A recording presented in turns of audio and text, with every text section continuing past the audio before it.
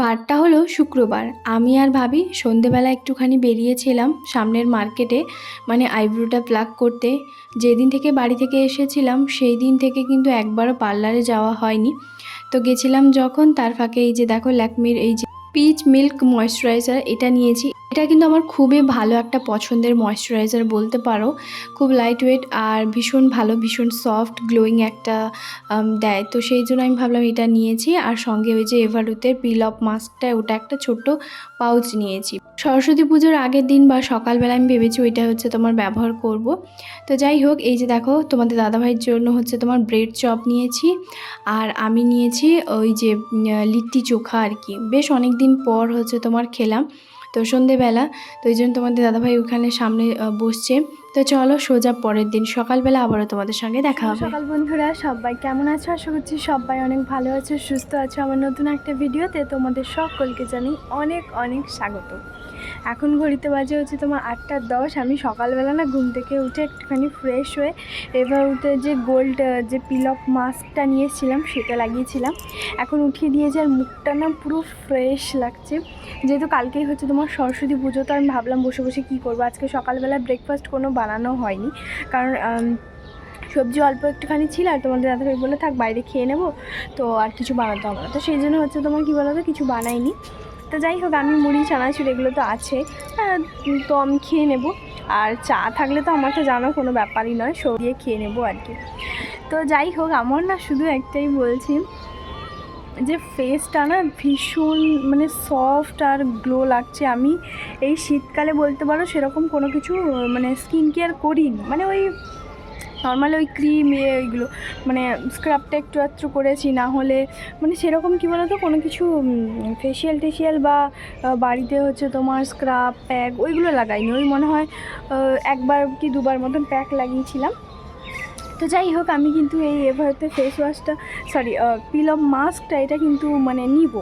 তো আরও একটা নিব। এরকম পাতা পাতা নিলে কি হয়, মানে কোয়ান্টিটি বোঝা যায় যে একটা পাতার জন্য তোমার মুখে পুরো একদম ভালোভাবে হয়ে যাবে। আর দেখেছি যখন টিউব যখন নেব না, তখন কি হয় বলো তো, টিউবে নিলে কি হয় মনে হচ্ছে না এই জায়গাটা একটু হয়ে কম হয়ে যাচ্ছে, ওটাতে বেশি মানে ইউজ হয় আর কি।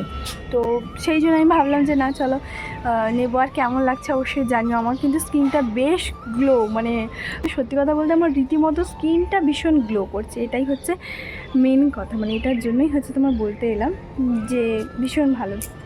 তবে এটা সপ্তাহে বা 15 দিন এরকম ব্যবহার করা উচিত নয়, মাসে একবার ঠিক আছে। তো আমরা নর্মাল দিন বাড়িতেই আছি, তো চলো। বারটা হলো শনিবার। ভেবেছিলাম শুক্রবারের পুরো ব্লগটা তোমাদের সঙ্গে শেয়ার করব, তবে শেয়ার হলো না, কারণ ওই যে কন্টিনিউ আমি করিনি। প্রথম সকালবেলা থেকে তো শুরুই কিছুই করিনি। তো চলো শনিবার দিন আজকে সারাদিন কি করি না করি সবটাই তোমাদের সঙ্গে আজকের এই ভিডিওতে শেয়ার করব। খুব একটা বাইরে আমি কিন্তু ব্রাশ ট্রাশ এগুলো করি না ঘুরে ঘুরে। তো আমার ভালো লাগে না, ঘরের মধ্যেই হচ্ছে তোমার বেসিনের মধ্যে করি। তবে কি বলো তো, ওই যে আবার হচ্ছে তোমার সেই পাইপের প্রবলেমটাই হয়েছে। তো সেই কারণে এখন আমাকে বাইরে হচ্ছে তোমার ব্রাশ করতে হচ্ছে, আর এখানেই হচ্ছে তোমার মুখটা ধুতে হবে। তো সেই জন্য আমি বাইরে একটুখানি ঘুরছিলাম। ঘরের ঝাঁটটা দেওয়া হয়ে গেছে, ঘরটাও মুছে নিয়েছি। এরপর ওই জন্য ঝাঁটাটা হচ্ছে বাইরে এইভাবে ধুয়ে ভালো করে রেখে দিই।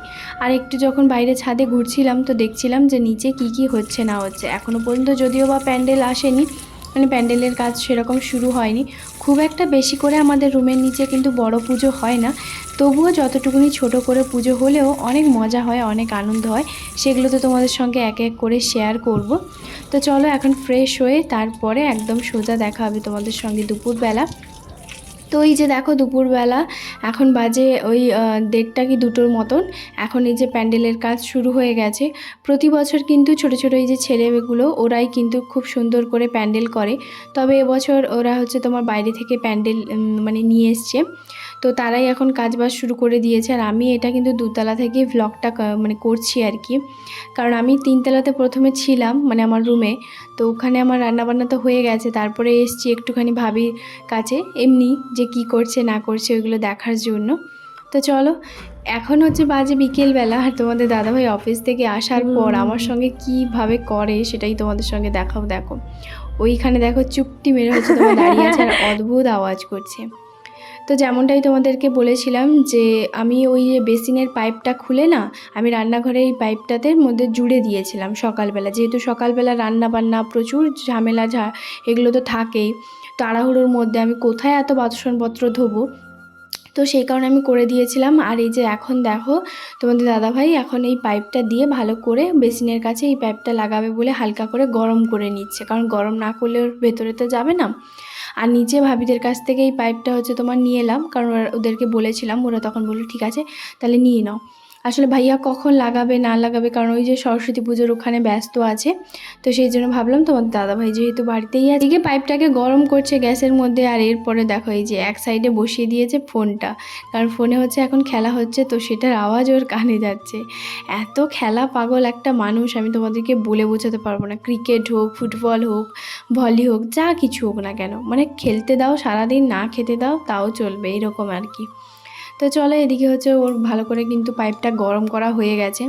এই কয়েকদিন ধরে না আমার কী যে অসুবিধে হয়েছিল, পুরো ঝামেলার মধ্যে একটা ছিলাম আমি।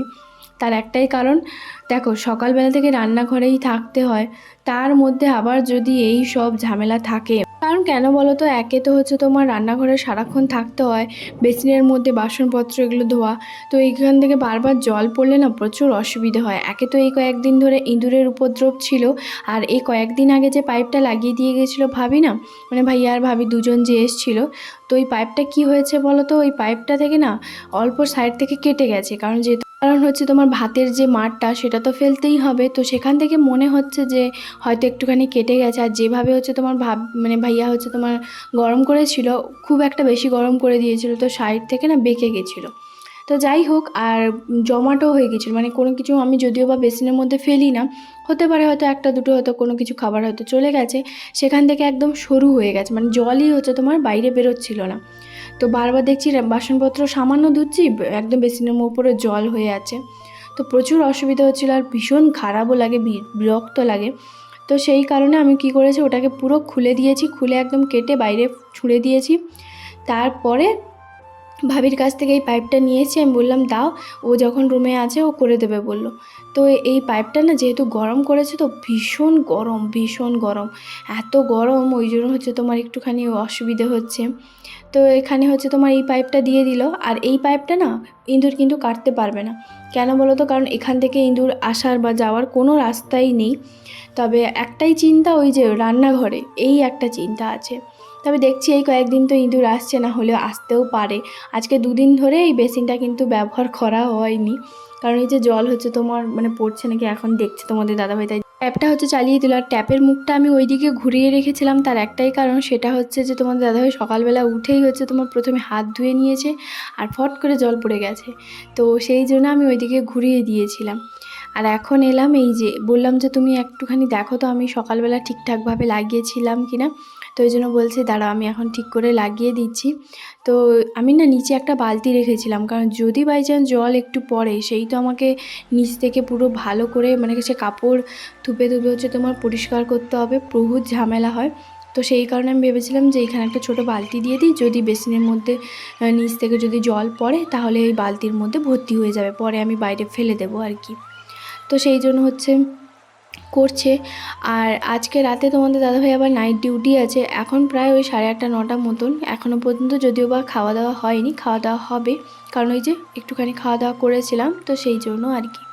তো যাই হোক, খুব ভালোভাবে কিন্তু ঠিকঠাকভাবে লাগানো হয়ে গেছে, বলছে আর তোমার কোনো ঝামেলা নেই, কোনো অসুবিধা হবে না, একদম ঠিক করে দিয়েছি, খুব ভালোভাবে টাইট করে একদম ভেতরের দিকে করে দিয়েছে।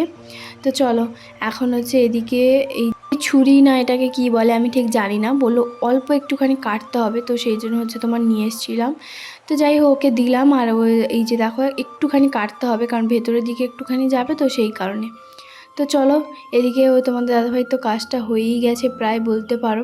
সত্যি এই কয়েকদিন ধরে এত ঝামেলায় আমি পড়েছিলাম, তোমাদেরকে না বলে বোঝাতে পারবো না, কারণ এত বিরক্ত লাগে। সব বাসনপত্র একে তো তোমার এক সাইডেই ছিল, সেই বস্তার মধ্যে ধুয়ে মুছে তোমার পরিষ্কার করে রাখতাম, অসুবিধে কোনো কিছু হতো না, কিন্তু তবুও কি বলো তো, আসলে এখানে সব কিছু থাকে, তো ওই সামনের জায়গাটা একটুখানি আমি ফাঁকা রাখার চেষ্টা করি, তো ফাঁকা থাকলে একটু ভালো লাগে আর কি।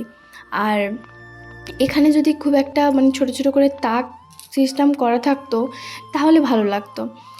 আসলে কি বলতো, শুধু সময়ের অপেক্ষা, কবে যে সুন্দরভাবে নিজের সংসারটাকে গোছাবো, ভগবান যে কবে মুখ তুলে তাকাবে শুধু তারই অপেক্ষা। ইচ্ছে তো আছে সুন্দর করে সংসারটাকে গোছানো, কিন্তু তবুও যতটুকুনি এখানে আমার জিনিস আছে চেষ্টা করি যে সুন্দর করে গুছিয়ে পরিপাটি করে রাখার। তো এই যে যেই হাতে গোনা কয়েকটা জিনিস আছে সেইগুলো দিয়েই তোমার গুছিয়ে রাখি আর কি। ব্যাস, এদিকে হয়ে গেছে, এখন আমি পুরো খুশি, একদম বিন্দাস। মানে আমার যে কী এখন আনন্দ হচ্ছে তোমাদেরকে বলে বোঝাতে পারবো না। আর একটুখানি আমি চালিয়ে দেখলাম যে নিচে তোমার জল পড়ছে কিনা। চলো চলো এখন নিচে যাই, নিচে গিয়ে দেখি যে সরস্বতী ঠাকুর এসেছে।